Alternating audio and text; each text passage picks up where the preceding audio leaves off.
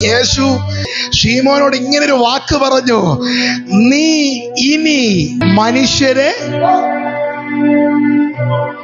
ഇന്നത്തേക്കല്ല ഭാവിക്ക് വേണ്ടുള്ള ദൈവത്തിന്റെ ഇൻവെസ്റ്റ്മെന്റ്.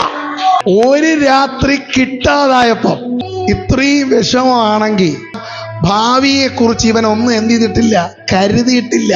കർത്താവ് പറയുന്നു, നിന്റെ ഭാവിക്ക് വേണ്ടി ഞാൻ ഇൻവെസ്റ്റ്മെന്റ് ചെയ്യാൻ പോവാ. എന്താണെന്നറിയോ?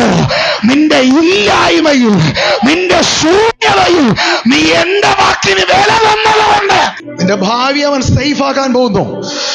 നിന്റെ നാളുകളെ അവൻ നിറയ്ക്കാൻ പോകുന്നു. നിന്റെ കുടുംബത്തിന്റെ ഭാവി പിശാച് തകർക്കാനുള്ളതല്ല.